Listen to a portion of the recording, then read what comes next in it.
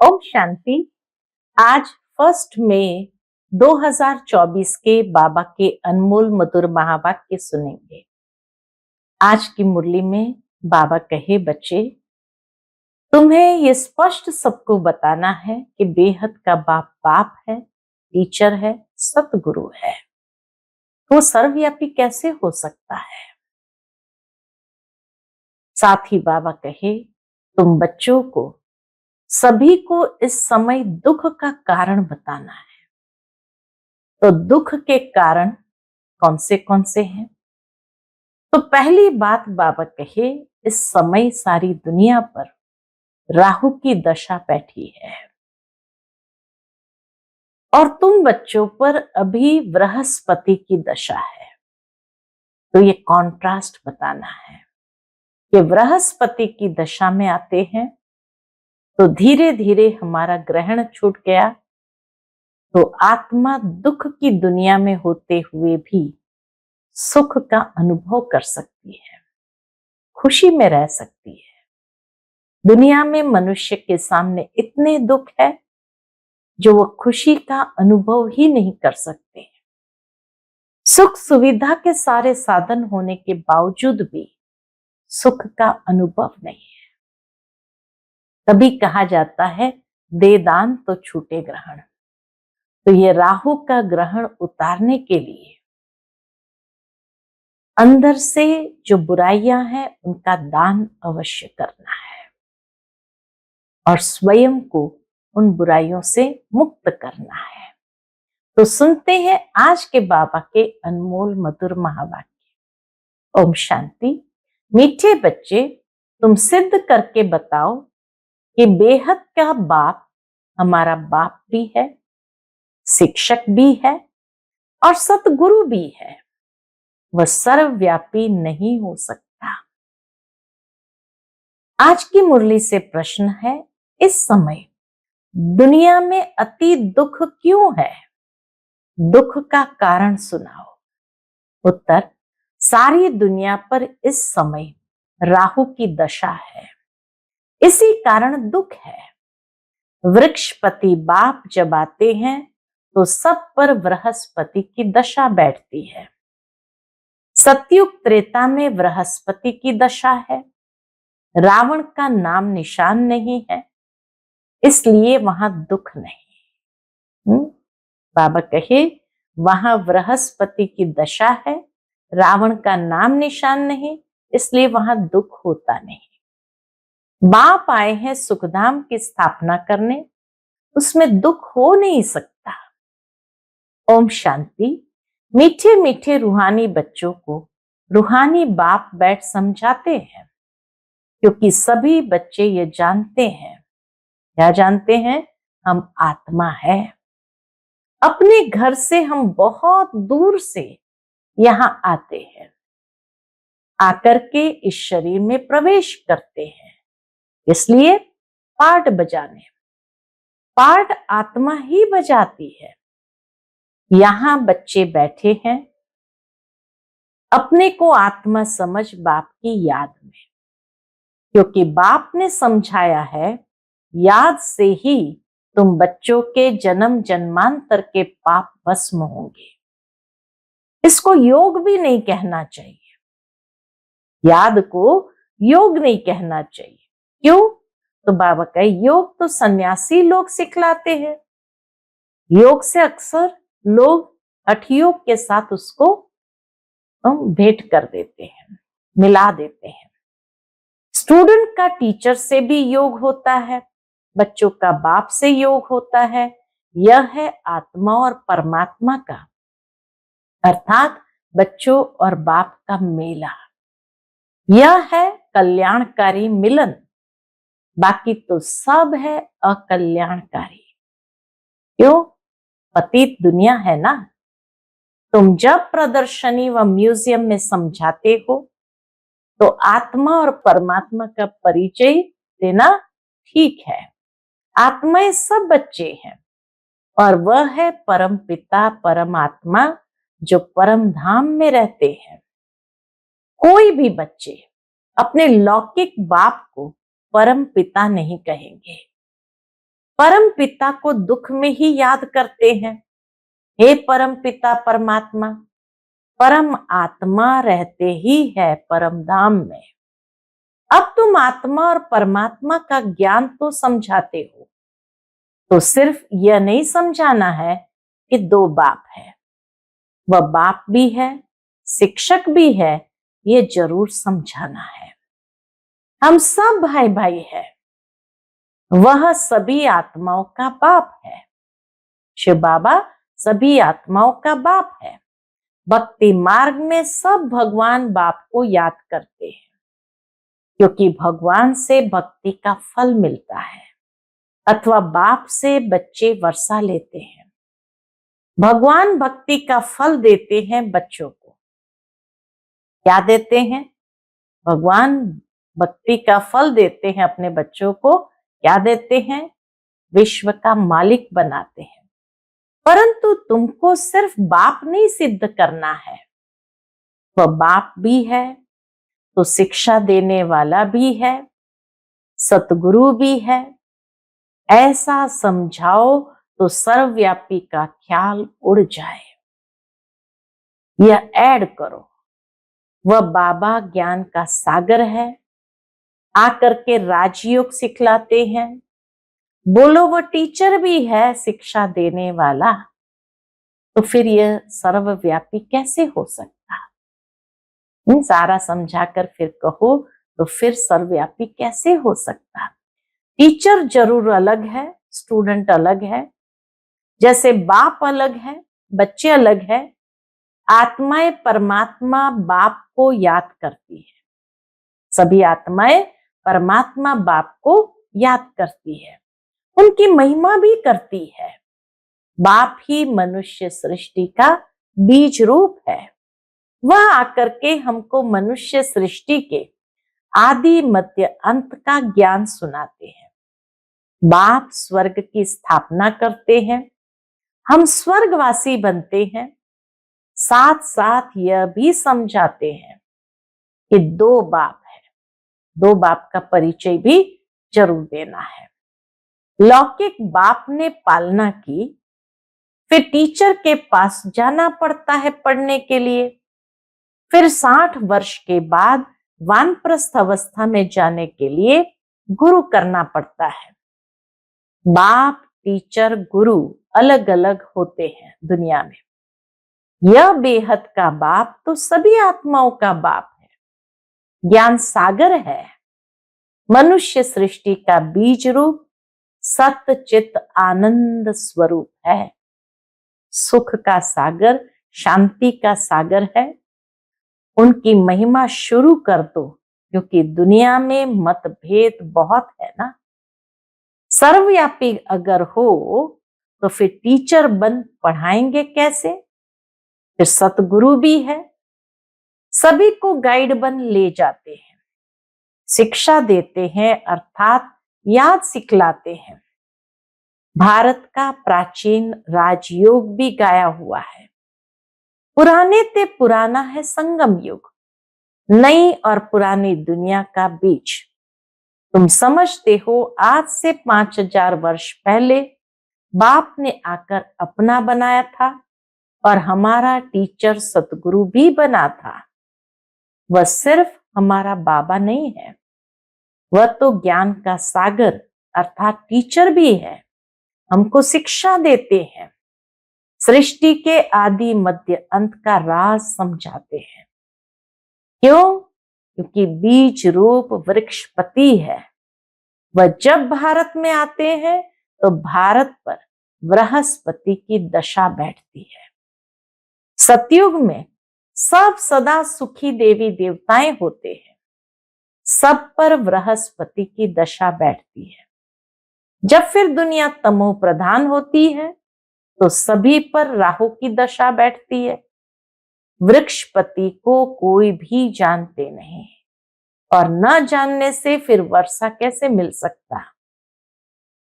तुम यहां जब बैठते हो तो अशरीरी होकर बैठो। बाबा सिखाते हैं कि यहां जब बैठते हो तो स्वयं को आत्मनिश्चय करके आत्माभिमानी स्थिति में अर्थात अशरीरी होकर बैठो। यह तो ज्ञान मिला है। आत्मा अलग है, घर अलग है, पांच तत्व का पुतला शरीर बनता है, उसमें आत्मा प्रवेश करती है। सबका पाठ नूंदा हुआ है। पहले पहले मुख्य बात यह समझानी है कि बाप सुप्रीम बाप है, सुप्रीम टीचर है। लौकिक बाप टीचर गुरु का कॉन्ट्रास्ट बताने से झट समझेंगे, डिबेट नहीं करेंगे। आत्माओं के बाप में सारा ज्ञान है, ये खूबी है। वही हमको रचना के आदि मध्य अंत का राह समझाते हैं। आगे ऋषि मुनि आदि तो कहते थे हम रचता और रचना के आदि मध्य अंत को नहीं जानते, क्योंकि उस समय वह सतो थे। हर चीज सतो प्रधान, सतो रजो तमो में आती ही है, नई से पुरानी जरूर होती है।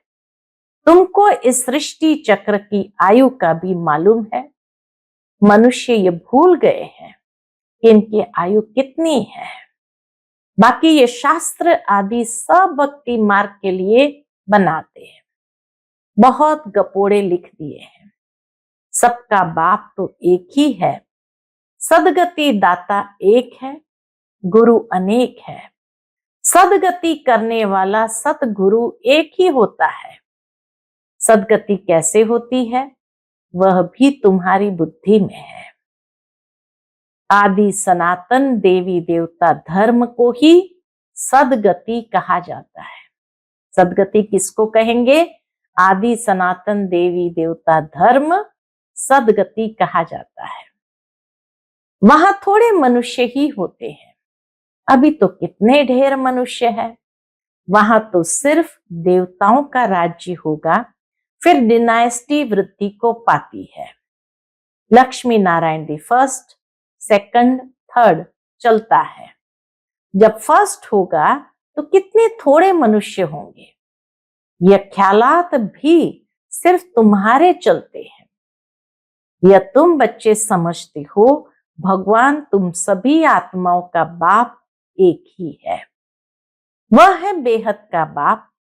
हद के बाप से हद का वर्षा मिलता है, बेहद के बाप से बेहद का वर्षा मिलता है। 21 पीढ़ी स्वर्ग की बादशाही। 21 पीढ़ी अर्थात पीढ़ी किसको कहते? जब बुढ़ापा होता है तब शरीर छोड़ते हैं, तो पूरी पीढ़ी वहां अपने को आत्मा जानते हैं। यहां देह अभिमान होने के कारण जानते नहीं कि आत्मा ही एक शरीर छोड़ दूसरा लेती है। अब देह अभिमानियों को आत्म अभिमानी कौन बनाए? इस समय एक भी आत्म अभिमानी नहीं है। बाप ही आकर आत्म अभिमानी बनाते हैं। वहां ये जानते हैं आत्मा एक बड़ा शरीर छोड़ छोटा बच्चा जाकर बनेगी। बस इतना ही ज्ञान है, वो भी अंत में। जब शरीर छोड़ने का वक्त आता है तब महसूस होता है कि मैं आत्मा अभी इस शरीर छोड़कर जा करके बच्चा बनूंगा। सर्प का भी मिसाल है। यह सर्प ब्रह्मरी आदि के मिसाल सब यहाँ के हैं और इस समय के हैं, जो फिर भक्ति मार्ग में भी काम में आते हैं। वास्तव में ब्राह्मणियां तो तुम हो, जो विष्ठा के कीड़े को भूं भूं कर मनुष्य से देवता बना देती हो। बाप में नॉलेज है ना, वही ज्ञान का सागर, शांति का सागर है। सभी शांति मांगते रहते हैं। शांति देवा किसको पुकारते हैं? जो शांति का दाता अथवा सागर है, उनकी महिमा भी गाते हैं, परंतु अर्थ रहित। गाते जरूर है महिमा, लेकिन अर्थ रहित कह देते हैं, समझते कुछ भी नहीं। शांति देवा परमात्मा सागर है, ये महिमा जरूर गाते हैं, परंतु कह देते, समझते कुछ भी नहीं। बाप कहते हैं ये वेद शास्त्र आदि सब भक्ति मार्ग के हैं। 63 जन्म भक्ति करनी ही है। कितने ढेर शास्त्र है, मैं कोई शास्त्र पढ़ने से नहीं मिलता हूं। मुझे पुकारते भी हैं, आकर पावन बनाओ। यह है तमो प्रधान किचड़े की दुनिया, जो कोई काम की नहीं। कितना दुख है। दुख कहां से आया? बाप ने तो तुमको बहुत सुख दिया था, फिर तुम सीढ़ी कैसे उतरे? गाया भी जाता है ज्ञान और भक्ति। ज्ञान बाप सुनाते हैं, भक्ति रावण सिखलाते हैं। देखने में न बाप आता है न रावण आता है। दोनों को इन आंखों से नहीं देखा जाता, आत्मा को समझा जाता है। हम आत्मा है तो आत्मा का बाप भी जरूर है। हम आत्मा है तो आत्मा का बाप भी जरूर है। बाप फिर टीचर भी बनते हैं, और ऐसा कोई होता ही नहीं। अभी तुम 21 जन्म के लिए सदगति को पा लेते हो, फिर गुरु की दरकार ही नहीं रहती। बाप सबका बाप भी है तो शिक्षक भी है, पढ़ाने वाला। सबका सदगति करने वाला सतगुरु सुप्रीम गुरु भी है। तीनों को तो सर्वव्यापी कह न सके। वह तो सृष्टि के आदि मध्य अंत का राज बताते हैं। बाबा आकर के अधर्म का विनाश, सतधर्म की स्थापना करने के लिए ये सृष्टि के आदि मध्य अंत का राज बताते हैं। तो वो सर्वव्यापी नहीं हो सकता। लेकिन आज चारों ओर क्या दिखाई देता है? अवगुण, बुराई, विकृति यही नजर आती है। तो यह शैतान की प्रॉपर्टी है। तो सर्वव्यापी ईश्वर नहीं, सर्वव्यापी आज शैतान है। मनुष्य याद भी करते हैं, हे पतित पावन आओ, सर्व के सदगति दाता आओ, सबके दुख हरो सुख दो, a god father, hey liberator. फिर हमारा गाइड भी बनो, ले चलने के लिए इस रावण राज्य से लिबरेट करो। रावण राज्य कोई लंका में नहीं है। ये सारी धरनी जो है उसमें इस समय रावण राज्य है। राम राज्य सिर्फ सतयुग में ही होता है। भक्ति मार्ग में मनुष्य कितना मूंझ गए हैं। अभी तुमको श्रीमत मिल रही है श्रेष्ठ बनने के लिए। सतयुग में भारत श्रेष्ठाचारी था, पूज्य था। अभी तक भी उन्हों को पूछते रहते हैं। भारत पर बृहस्पति की दशा थी तो सतयुग था। अभी राहु की दशा में देखो भारत का क्या हाल हो गया है। सब अनराइटियस बन पड़े हैं। बाप राइटियस बनाते हैं, रावण अनराइटियस बनाते हैं। कहते भी है राम राज्य चाहिए, तो रावण राज्य में है ना, नरकवासी है। रावण राज्य को नरक कहा जाता है। स्वर्ग और नरक आधा आधा है, यह भी तुम बच्चे ही जानते हो। राम राज्य किसको और रावण राज्य किसको कहा जाता है, बाबा कहिए अभी तुम ही जानते हो। तो पहले पहले यह निश्चय बुद्धि बनाना है। वह हमारा बाप है। हम सब आत्माएं ब्रदर्स हैं। बाप से सबको वर्षा मिलने का हक है। मिला था। बाप ने राजयोग सिखलाकर सुखधाम का मालिक बनाया था। बाकी सब चले गए शांति धाम। यह भी बच्चे जानते हैं। वृक्षपति है चैतन्य, सत्य चित आनंद स्वरूप है। आत्मा सत्य भी है, चैतन्य भी है। बाप भी सत्य है, चैतन्य है, वृक्षपति है। ये उल्टा झाड़ है ना, इसका बीज ऊपर में है। बाप ही आकर समझाते हैं। जब तुम तमो प्रधान बन जाते हो तब बाप सतो प्रधान बनाने आते हैं। हिस्ट्री ज्योग्राफी रिपीट होती है। अब तुमको कहते हैं हिस्ट्री ज्योग्राफी। अंग्रेजी अक्षर नहीं बोलो। हाँ, हिंदी में कहेंगे इतिहास भूगोल। अंग्रेजी तो सब लोग पढ़ते ही है, समझते हैं भगवान ने गीता संस्कृत में सुनाई।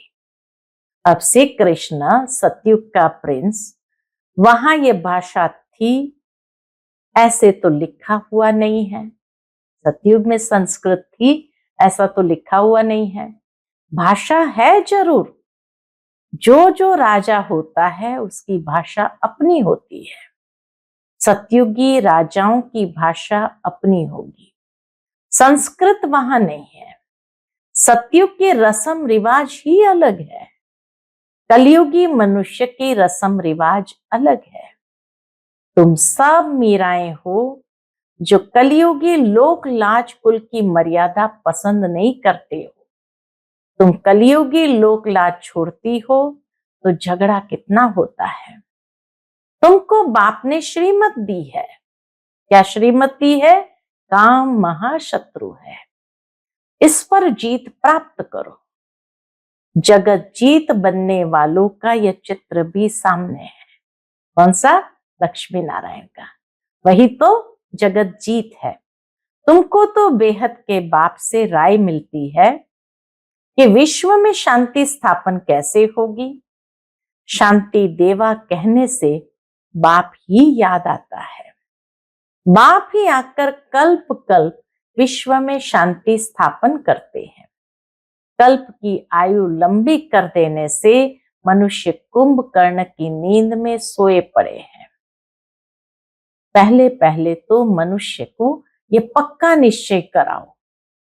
कौन सी बात का पक्का निश्चय? आज बाबा ने कहा कि वह हमारा बाप भी है, टीचर भी है। टीचर को सर्वव्यापी कैसे कहेंगे? तुम बच्चे जानते हो बाप कैसे आकर हमको पढ़ाते हैं। तुम उनकी बायोग्राफी को जानते हो। बाप आते ही है नरक को स्वर्ग बनाने। टीचर भी है, फिर साथ ले भी जाते हैं, तो सतगुरु भी है। आत्माएं तो अविनाशी है, वो अपना पूरा पाठ बजाकर घर जाती है। ले जाने वाला कौन? ले जाने वाला गाइड भी तो चाहिए ना। दुख से लिबरेट करते हैं, फिर गाइड बन सबको ले जाते हैं। अच्छा, मीठे मीठे सिकिलते बच्चों प्रति माता पिता बाप दादा का याद प्यार और गुड मॉर्निंग। रूहानी बाप की रूहानी बच्चों को नमस्ते। हम सभी रूहानी बच्चों की रूहानी माता पिता बाप दादा को याद प्यार, गुड मॉर्निंग और नमस्ते। नमस्ते, शुक्रिया बाबा, शुक्रिया। आज की मुरली से धारणा के लिए मुख्य सार है। पहली पॉइंट, कलयुगी लोक लाज कुल की मर्यादा छोड़ ईश्वरीय कुल की मर्यादाओं को धारण करना है। अशरीरी बाप जो सुनाते हैं वह अशरीरी होकर सुनने का अभ्यास पक्का करना है। दूसरी पॉइंट, बेहद का बाप बाप भी है, टीचर भी है, सतगुरु भी है। ये कॉन्ट्रास्ट सभी को समझाना है। यह सिद्ध करना है कि बेहद का बाप सर्वव्यापी नहीं है। आज का बाप दादा का मधुर वरदान हम बच्चों के प्रति है। हद के नाज नखरों से निकल रूहानी नाज में रहने वाले प्रीत बुद्धि भव। हद के नाज नखरों से निकल रूहानी नाज में रहने वाले प्रीत बुद्धि भव। कई बच्चे हद के स्वभाव संस्कार के नाज नखरे बहुत करते हैं। जहां मेरा स्वभाव, मेरे संस्कार ये शब्द आता है, वहां ऐसे नाज नखरे शुरू हो जाते हैं। ये मेरा शब्द ही फेरे में ले आता है, मेरा शब्द ही फेरे में ले आता है। लेकिन जो बाप से भिन्न है वह मेरा है ही नहीं। मेरा स्वभाव बाप के स्वभाव से भिन्न हो नहीं सकता। इसलिए हद के नाज नखरे से निकल रूहानी नाज में रहो। प्रीत बुद्धि बन मोहब्बत की प्रीत के नखरे भल करो। प्रीत बुद्धि बन, मोहब्बत की प्रीत के नखरे भले करो। आज का स्लोगन है, बाप से, सेवा से और परिवार से मोहब्बत है तो मेहनत से छूट जाएंगे। बाप से, सेवा से और परिवार से मोहब्बत है तो मेहनत से छूट जाएंगे। अच्छा, ओम शांति।